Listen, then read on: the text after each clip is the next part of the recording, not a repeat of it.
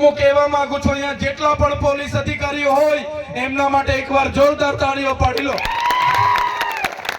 પણ સાથીઓ, પોલીસ અધિકારીઓ હોય કે જંગલ ખાતું હોય, કેટલાક અધિકારીઓ, ઉચ્ચ અધિકારીઓ ભાજપના નેતાઓના ઈશારે અમારા લોકોને રસ્તા ઉપર ઉભા રાખીને હેરાન કરે છે, લૂંટે છે, અમારા લોકોની જમીનો સંપાદન કરે છે. ત્યારે એવા પોલીસ અધિકારીઓને પણ કહેવા માંગુ છું, આ આદિવાસી સમાજ છે, અમને સેન્સોરશો નહીં, નહીં તો તમારા આવનારા દિવસોમાં પટ્ટા ઉતારતા અમને વાર નહીં લાગે. અમે અમારા ઘરમાં ધારિયા, પાલિયા, ભાલા અને તીરકામઠા એ શણગાર માટે નથી મૂક્યા. જે દિવસે અમને જરૂર પડશે લઈને રસ્તા પર ઉતરતા પણ અમને આવડે છે.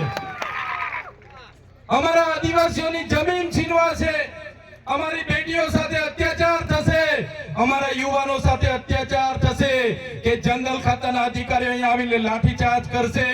તે દિવસે અમે તીરકામઠા, ભાલિયા, પાલા લઈને રસ્તા પર ઉતરતા અમને વાર નહીં લાગે. ત્યારે સાથીઓ, આજે આ મંચ પરથી તમને કહેવા માટે આવ્યા છે, ક્યાં સુધી લડેંગે જીતેંગે, ક્યાં સુધી જિંદાબાદ મુર્દાબાદ, ક્યાં સુધી આવેદન ને નિવેદન. હવે આપણે આ સરકારોને પૂછી લેવાનું છે, આ ભાજપની સરકારના નેતાઓને પૂછી લેવાનું છે, અમારો વિકાસ કરવા માંગો છો કે નહીં? અમારી સમાજના આગેવાનો, ઓબીસી હોય, એસટી હોય, માઇનોરિટી હોય, એમનો ઉત્થાન કરવા માંગો છો કે નહીં? અગર એ લોકો ના પાડે તો આવનારા દિવસોમાં એ લોકોને સત્તા પરથી દૂર નાખવા માટે તૈયાર થઈ જાવ તમે. ત્યારે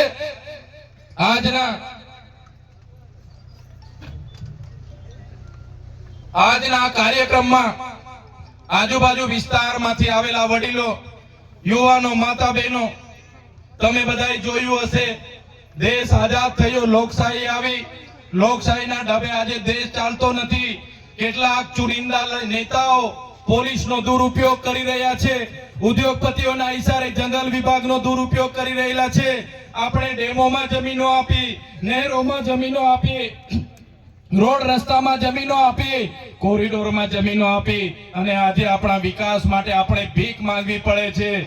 ત્યારે મારા સાથીઓને વિનંતી કરવા માટે આવ્યો છું કે આવનારા દિવસોમાં ચૂંટણીઓ આવે છે, તાલુકા અને જિલ્લાની ચૂંટણીઓમાં આમ આદમી પાર્ટી તમને આહવાન કરે છે, માન્ય કેજરીવાલજી તમને આહવાન કરે છે, માન્ય ભગવત માનજી તમને આહવાન કરે છે, અમારા પ્રદેશ પ્રમુખ ઈસુદાન ગઢવીજી, ગોપાલ ઇટાલિયાજી તમને આહવાન કરે છે, તમે અમારી સાથે આવો અને પરિવર્તનની આ લડાઈમાં તમે સહભાગી બનો. આવનારા દિવસોમાં તાલુકા, જિલ્લા પંચાયત હોય, આવનારી વિધાનસભા હોય, આવનારી લોકસભા હોય, આપણે પરિવર્તન લાવીને આ ભાજપની સરકારને આ વિસ્તારમાંથી જાકારો આપીએ એ વિનંતી કરવા માટે અમે તમારી વચ્ચે આવ્યા છે.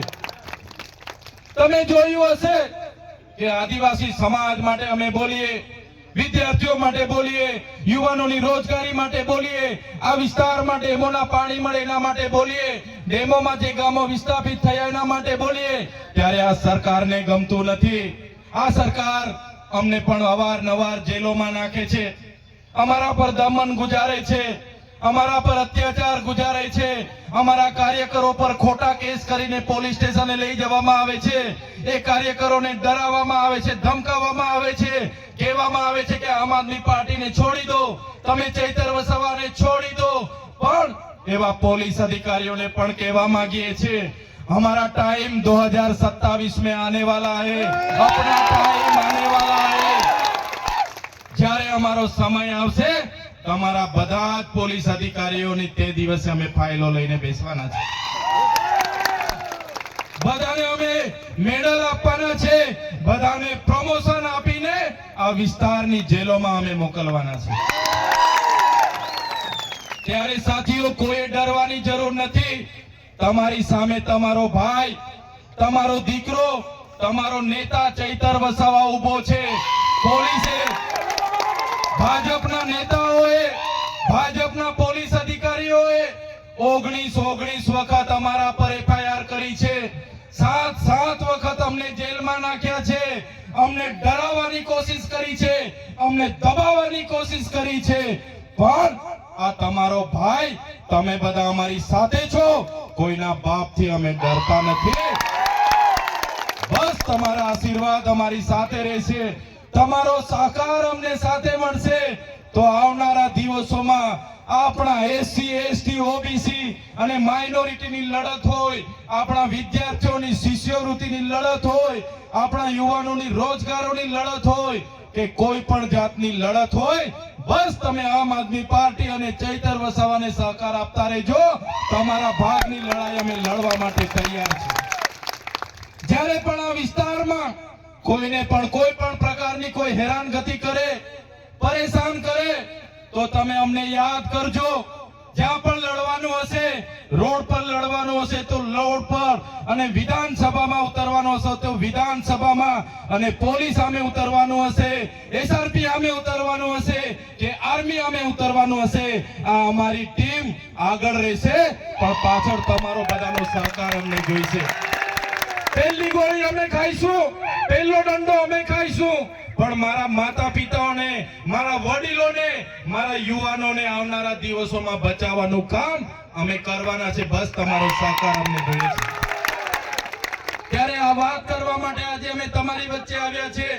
આ પંચમહાલની ક્રાંતિકારી ધરતી પર રૂપસિંહ નાયકના વંશજો, બાબલિયા નાયકના વંશજો, અહીંયા રવજી નાયકના વંશજો, જોરિયા પરમેશ્વરના વંશજો, અહીંયા ભાઈજી બારિયાના વંશજો મારી સામે 100 બેઠા છો. ત્યારે આજે જે હાલત આપણી થયેલી છે, આપણો ઇતિહાસ જે દબાવવા માટેનો પ્રયાસો થયા છે, ત્યારે બધાએ એક થવાની જરૂર છે. હવે આપણે કોઈ પણ પ્રલોભનોમાં આવીને, કોઈ પણ વચનો વાયદામાં આવીને હવે તમારા મતનો અધિકાર આપણે વેડફવાનો નથી. અમે તમારી વચ્ચે છે, તમારી નેતાગીરી કરવા માટે અમે તૈયાર છે. આમ આદમી પાર્ટી આદિવાસી સમાજ સાથેની પાર્ટી છે.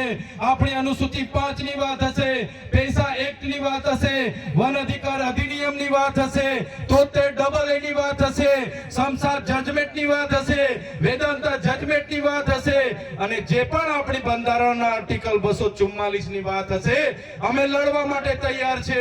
બસ તમારો સહકાર જોઈએ અમને, તમારા આશીર્વાદ અમને મળતા રહે, એ જ આશા સાથે આજે આપ સૌ અમને સાંભળવા માટે અમારા કાર્યક્રમમાં દૂર દૂરથી સ્વયંભૂ ઉમટી પડ્યા છો.